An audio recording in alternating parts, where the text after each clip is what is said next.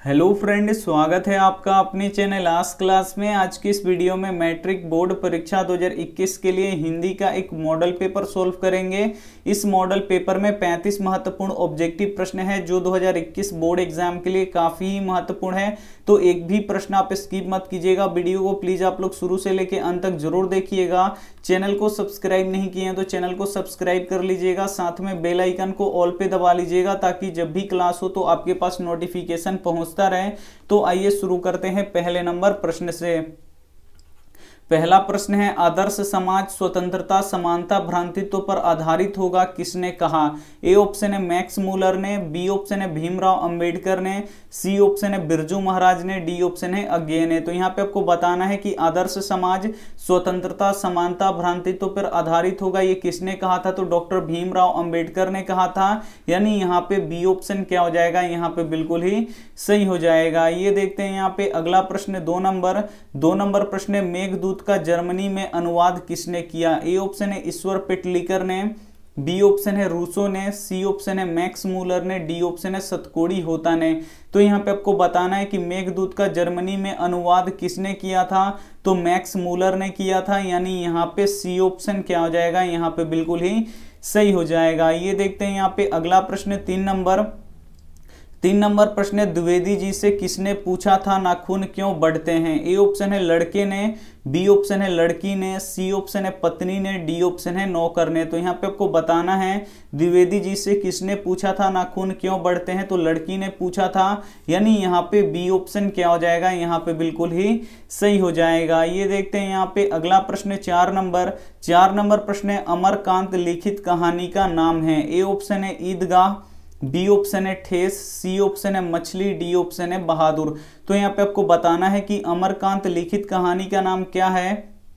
तो बहादुर है। यानी यहाँ पे डी ऑप्शन क्या हो जाएगा? यहाँ पे बिल्कुल ही सही हो जाएगा। ये देखते हैं यहाँ पे अगला प्रश्न पांच नंबर प्रश्न है, रोन नदी के किनारे बसे शहर का नाम है? ए ऑप्शन है लंदन, बी ऑप्शन है लाहौर, सी ऑप्शन है अविन्यो, डी ऑप्शन है लखनऊ। तो यहाँ पे आपको बताना है रोन नदी के किनारे बसे शहर का नाम क्या है? तो अविन्यो है। यानी यहाँ पे सी ऑप्शन क्या हो जाएगा? यहाँ पे बिल्कुल ही सही हो जाएगा। काफी महत्वपूर्ण प्रश्न है, तो एक भी प्रश्न आप स्किप मत कीजिएगा। वीडियो को प्लीज आप लोग शुरू से लेकर अंत तक जरूर देखिएगा, और वीडियो को लाइक नहीं किए हैं तो प्लीज आप लोग वीडियो को लाइक भी कर दीजिएगा। ये देखते हैं यहाँ पे अगला प्रश्न छह नंबर प्रश्न है, रसखान किस विषय में सिद्ध थे? ए ऑप्शन है सोवैया छंद में, बी ऑप्शन है कवित्व में, सी ऑप्शन है मुक्तक में, डी ऑप्शन है रीति मुक्त काव्यधारा में। तो यहाँ पे आपको बताना है कि रसखान किस विषय में सिद्ध थे? तो सवैया छंद में सिद्ध थे। यानी यहाँ पे ए ऑप्शन क्या हो जाएगा? यहाँ पे बिल्कुल ही सही हो जाएगा। ये देखते हैं यहाँ पे अगला प्रश्न सात नंबर प्रश्न है, मो असुविहीनी लौ वर्षों कौन कहते हैं? ए ऑप्शन है रसखान, बी ऑप्शन है गुरु नानक, सी ऑप्शन है घनानंद, डी ऑप्शन है दिनकर। तो यहाँ पे आपको बताना है कि मो असुविहीन लय वर्षों कौन कहते हैं? तो ये घनानंद कहते हैं। यानी यहाँ पे सी ऑप्शन क्या हो जाएगा? यहाँ पे बिल्कुल ही सही हो जाएगा। ये देखते हैं यहाँ पे अगला प्रश्न आठ नंबर प्रश्न, किसके हुंकारों से महलों के नींव उखड़ जाती है? ए ऑप्शन है शासक के, बी ऑप्शन है राजा के, सी ऑप्शन है विदेशी के, डी ऑप्शन है जनता के। तो यहाँ पे आपको बताना है कि किसके हुंकारों से महलों की नींव उखड़ जाती है? तो जनता के हुंकारों से महलों की नींव उखड़ जाती है। यानी यहाँ पे डी ऑप्शन क्या हो जाएगा? यहाँ पे बिल्कुल ही सही हो जाएगा। ये देखते हैं यहाँ पे अगला प्रश्न नौ नंबर प्रश्न है, कवि को बूढ़ा चौकीदार वृक्ष कहाँ पर मिलता था? ए ऑप्शन है घर के अंदर, बी ऑप्शन है चौक पर, सी ऑप्शन है घर के दरवाजे पर, डी ऑप्शन है आंगन में। तो यहाँ पे आपको बताना है कि कवि को बूढ़ा चौकीदार वृक्ष कहाँ मिलता था? तो घर के दरवाजे पर मिलता था। यानी यहाँ पे सी ऑप्शन क्या हो जाएगा? यहाँ पे बिल्कुल ही सही हो जाएगा। काफी महत्वपूर्ण प्रश्न है, तो एक भी प्रश्न आप स्किप मत कीजिएगा। वीडियो को प्लीज आप लोग शुरू से लेकर अंत तक जरूर देखिएगा। ये देखते हैं यहाँ पे अगला प्रश्न है, आप देखिए 10 नंबर प्रश्न है, कवि अगले जन्म में कहाँ लौटने की बात करता है? ए ऑप्शन है बिहार में, बी ऑप्शन है उड़ीसा में, सी ऑप्शन है बंगाल में, डी ऑप्शन है नेपाल में। तो यहाँ पे आपको बताना है कवि अगले जन्म में कहाँ लौटने की बात करता है, तो बंगाल में लौटने की बात करता है, यानी यहाँ पे सी ऑप्शन क्या हो जाएगा, यहाँ पे बिल्कुल ही सही हो जाएगा। ये देखते हैं यहाँ पे अगला प्रश्न 11 नंबर प्रश्न है, डॉक्टर भीमराव अंबेडकर बेरोजगारी का प्रमुख और प्रत्यक्ष कारण किसे मानते हैं? ए ऑप्शन है अशिक्षा को, बी ऑप्शन है जनसंख्या को, सी ऑप्शन है जाति प्रथा को, डी ऑप्शन है उद्योग धंधों की कमी को। तो यहाँ पे आपको बताना है कि डॉक्टर भीमराव अंबेडकर बेरोजगारी का प्रमुख और प्रत्यक्ष कारण किसे मानते हैं, तो जाति प्रथा को मानते हैं, यानी यहाँ पे सी ऑप्शन क्या हो जाएगा, यहाँ पे बिल्कुल ही सही हो जाएगा। ये देखते हैं यहाँ पे अगला प्रश्न 12 नंबर प्रश्न है, अंबेडकर की दृष्टिकोण से भाईचारे का वास्तविक रूप कैसा होता है? ए ऑप्शन है दूध और शक्कर के मिश्रण की तरह, बी ऑप्शन है दूध और पानी के मिश्रण की तरह, सी ऑप्शन है तिल और तंडुल के मिश्रण की तरह, डी ऑप्शन है पानी और नमक के मिश्रण की तरह। तो यहाँ पे आपको बताना है कि अंबेडकर की दृष्टिकोण से भाईचारे का वास्तविक रूप कैसा होता है, तो दूध और पानी के मिश्रण की तरह होता है, यानी यहाँ पे बी ऑप्शन क्या हो जाएगा, यहाँ पे बिल्कुल ही सही हो जाएगा। ये देखते हैं यहाँ पे अगला प्रश्न यहाँ पे देखिए 13 नंबर प्रश्न है कि मदन किसका पुत्र था? जो मदन था वो किसका पुत्र था आपको बताना है। ए ऑप्शन है सेन साहब का, बी ऑप्शन है गिरधर का, सी ऑप्शन है सोफर का, डी ऑप्शन है सिंह साहब का। तो यहाँ पे आपको बताना है कि मदन किसका पुत्र था, तो मदन गिरधर का पुत्र था, यानी यहाँ पे बी ऑप्शन क्या हो जाएगा, यहाँ पे बिल्कुल ही सही हो जाएगा। ये देखते हैं यहाँ पे अगला प्रश्न यहाँ पे देखिए 14 नंबर प्रश्न है, 20 के दांत कैसी कहानी है? जो 20 की दांत है वो कैसी कहानी है आपको बताना है। ए ऑप्शन है सामाजिक, बी ऑप्शन है ऐतिहासिक, सी ऑप्शन है धार्मिक, डी ऑप्शन है मनोवैज्ञानिक। तो यहाँ पे आपको बताना है कि 20 के दांत कैसी कहानी है, तो ये मनोवैज्ञानिक कहानी है, यानी यहाँ पे डी ऑप्शन क्या हो जाएगा, यहाँ पे बिल्कुल ही सही हो जाएगा। ये देखते हैं यहाँ पे अगला प्रश्न 15 नंबर प्रश्न है कि प्रयत्न मानव का अर्थ है। ए ऑप्शन है लघु मानव, बी ऑप्शन है महामानव, सी ऑप्शन है प्राचीन मानव, डी ऑप्शन है निर्धन मानव। काफी महत्वपूर्ण प्रश्न है ये आपके बोर्ड एग्जाम के लिए कि प्रयत्न मानव का अर्थ है प्राचीन मानव, यानी यहाँ पे सी ऑप्शन क्या हो जाएगा, यहाँ पे बिल्कुल ही सही हो जाएगा। प्रयत्न मानव का अर्थ क्या है, प्राचीन मानव, यानी यहाँ पे सी ऑप्शन क्या हो जाएगा, बिल्कुल ही सही हो जाएगा। ये देखते हैं यहाँ पे अगला प्रश्न 16 नंबर प्रश्न है कि हरकस थे। ए ऑप्शन है वनस्पति वैज्ञानिक, बी ऑप्शन है भूगर्भ शास्त्री, सी ऑप्शन है प्राणी वैज्ञानिक, डी ऑप्शन है पुरातत्वविद। तो यहाँ पे आपको बताना है कि हरकस थे, तो हरकस क्या थे, तो वनस्पति वैज्ञानिक थे, यानी यहाँ पे ए ऑप्शन क्या हो जाएगा, यहाँ पे बिल्कुल ही सही हो जाएगा। काफी महत्वपूर्ण प्रश्न है, तो एक भी प्रश्न आप स्किप मत कीजिएगा। वीडियो को प्लीज आप लोग शुरू से लेके अंत तक जरूर देखिएगा। ये देखते हैं यहाँ पे अगला प्रश्न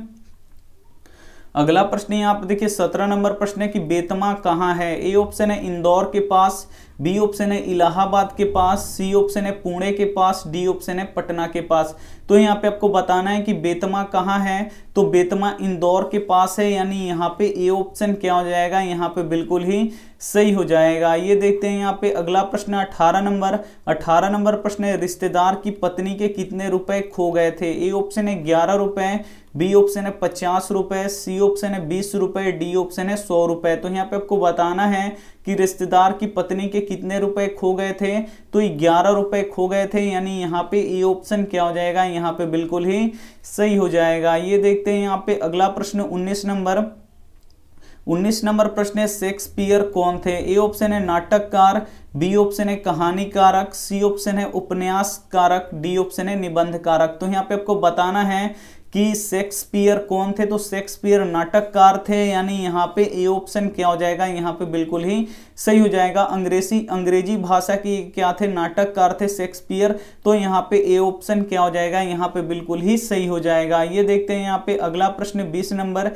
नंबर प्रश्न है बिरजू महाराज को संगीत नाटक अकादमी पुरस्कार कब प्राप्त हुए? ए ऑप्शन है 1965 ईस्वी में, बी ऑप्शन है 1968 ईस्वी में, सी ऑप्शन है 1970 ईस्वी में, डी ऑप्शन है 1972 ईस्वी में। तो यहाँ पे आपको बताना है कि बिरजू महाराज को संगीत नाटक अकादमी पुरस्कार कब प्राप्त हुआ, तो 1965 ईस्वी में प्राप्त हुआ, यानी यहाँ पे ए ऑप्शन क्या हो जाएगा, यहाँ पे बिल्कुल ही सही हो जाएगा। ये देखते हैं यहाँ पे अगला अगला प्रश्न ही आप देखिए 21 नंबर प्रश्न है कि शहर अब भी संभावना है, यह कृति किसकी है? ए ऑप्शन है बिमल मित्र की, बी ऑप्शन है उपेंद्र नाथ अशक की, सी ऑप्शन है गिरधर गोपाल की, डी ऑप्शन है अशोक वाजपेयी की। तो यहाँ पे आपको बताना है कि शहर अब भी संभावना है, यह कृति किसकी है? तो अशोक वाजपेयी की है, यानी यहाँ पे डी ऑप्शन क्या हो जाएगा, यहाँ पे बिल्कुल ही सही हो जाएगा। ये देखते हैं यहाँ पे अगला प्रश्न 22 नंबर प्रश्न है संतु मछली लेकर क्यों भागा? ए ऑप्शन है बेचने के लिए, बी ऑप्शन है खाने के लिए, सी ऑप्शन है काटने के लिए, डी ऑप्शन है कुएं में डालने के लिए। तो यहाँ पे आपको बताना है कि संतु मछली लेकर क्यों भागा? तो संतु मछली लेकर इसलिए भागा कुएं में डालने के लिए, यानी यहाँ पे डी ऑप्शन क्या हो जाएगा, यहाँ पे बिल्कुल ही सही हो जाएगा। काफी महत्वपूर्ण प्रश्न है ये भी कि संतु मछली लेकर क्यों भागा था? तो मछली को बचाने के लिए उसे कुएं में डालना चाहता था, यानी यहाँ पे डी ऑप्शन क्या हो जाएगा, यहाँ पे बिल्कुल ही सही हो जाएगा। ये देखते हैं यहाँ पे अगला प्रश्न 23 नंबर प्रश्न है कि सुलोचना क्या थी? ए ऑप्शन है अभिनेत्री, बी ऑप्शन है मंत्री, सी ऑप्शन है गायिका, डी ऑप्शन है नर्तकी। तो यहाँ पे आपको बताना है कि सुलोचना क्या थी? तो सुलोचना कौन थी? तो ये अभिनेत्री थी, यानी यहाँ पे ए ऑप्शन क्या हो जाएगा, यहाँ पे बिल्कुल ही सही हो जाएगा। काफी महत्वपूर्ण प्रश्न है, तो एक भी प्रश्न आप स्किप मत कीजिएगा। वीडियो को प्लीज आप लोग शुरू से लेके अंत तक जरूर देखिएगा। आइए देखते हैं यहाँ पे अगला प्रश्न 24 नंबर प्रश्न है गांधी जी शिक्षा का उद्देश्य क्या मानते थे? ए ऑप्शन है नौकरी पाना, बी ऑप्शन है वैज्ञानिक बनना, सी ऑप्शन है चरित्र निर्माण, डी ऑप्शन है यहाँ पे यांत्रिक दक्षता। तो यहाँ पे आपको बताना है गांधी जी शिक्षा का उद्देश्य क्या मानते हैं? तो चरित्र निर्माण को मानते हैं शिक्षा का उद्देश्य, यानी यहाँ पे सी ऑप्शन क्या हो जाएगा, यहाँ पे बिल्कुल ही सही हो जाएगा। ये देखते हैं यहाँ पे अगला प्रश्न यहाँ पे देखिए 25 नंबर प्रश्न है ब्रह्मा का निवास कहाँ होता है? ए ऑप्शन है समुद्र में, बी ऑप्शन है काम क्रोधहीन व्यक्ति में, सी ऑप्शन है स्वर्ग में, डी ऑप्शन है आकाश में। तो यहाँ पे आपको बताना है ब्रह्मा का निवास कहाँ पे होता है? तो काम क्रोधहीन व्यक्ति में होता है, यानी यहाँ पे बी ऑप्शन क्या हो जाएगा, यहाँ पे बिल्कुल ही सही हो जाएगा। ये देखते हैं यहाँ पे अगला प्रश्न 26 नंबर प्रश्न है गुरु कृपा की महत्ता का वर्णन किस कवि ने किया था? ए ऑप्शन है घनानंद ने, बी ऑप्शन है रसखान ने, सी ऑप्शन है गुरु नानक ने, डी ऑप्शन है सुमित्रानंद पंत ने। तो यहाँ पे आपको बताना है कि गुरु कृपा की महत्ता का वर्णन किस कवि ने किया था? तो ये गुरु नानक जी ने किया था, यानी यहाँ पे सी ऑप्शन क्या हो जाएगा, यहाँ पे बिल्कुल ही सही हो जाएगा। ये देखते हैं यहाँ पे अगला प्रश्न आप देखिए 27 नंबर प्रश्न है रसखान को किसने दीक्षा दी? ए ऑप्शन है बल्लभाचार्य ने, बी ऑप्शन है गोकुलनाथ ने, सी ऑप्शन है स्वामी विट्ठलनाथ ने, डी ऑप्शन है गोरखनाथ ने। तो यहाँ पे आपको बताना है कि रसखान को किसने दीक्षा दी? तो स्वामी विट्ठलनाथ ने दिया, यानी यहाँ पे सी ऑप्शन क्या हो जाएगा, यहाँ पे बिल्कुल ही सही हो जाएगा। ये देखते हैं यहाँ पे अगला प्रश्न 28 नंबर प्रश्न है रसखान किस काल के कवि हैं? ए ऑप्शन है आदिकाल के, बी ऑप्शन है रीतिकाल के, सी ऑप्शन है आधुनिक काल के, डी ऑप्शन है भक्ति काल के। तो यहाँ पे आपको बताना है रसखान किस काल के कवि हैं? तो रसखान भक्ति काल के कवि हैं, यानी यहाँ पे डी ऑप्शन क्या हो जाएगा, यहाँ पे बिल्कुल ही सही हो जाएगा। ये देखते हैं यहाँ पे अगला प्रश्न 29 नंबर प्रश्न है घनानंद किस भाषा के कवि हैं? जो घनानंद है वो किस भाषा के कवि हैं आपको बताना है। ए ऑप्शन है अवधी भाषा के, बी ऑप्शन है ब्रज भाषा के, सी ऑप्शन है भोजपुरी भाषा के, डी ऑप्शन है गुजराती भाषा के। तो यहाँ पे आपको बताना है कि घनानंद किस भाषा के कवि हैं? तो ये ब्रज भाषा के कवि हैं, यानी यहाँ पे बी ऑप्शन क्या हो जाएगा, यहाँ पे बिल्कुल ही सही हो जाएगा। ये देखते हैं यहाँ पे अगला प्रश्न यहाँ पे देखिए 30 नंबर प्रश्न है कि विदेशी से कवि का क्या तात्पर्य है? ए ऑप्शन है ब्रिटेन, बी ऑप्शन है अमेरिका, सी ऑप्शन है फ्रांस, डी ऑप्शन है डेनमार्क। तो यहाँ पे आपको बताना है विदेशी से कवि का क्या तात्पर्य है।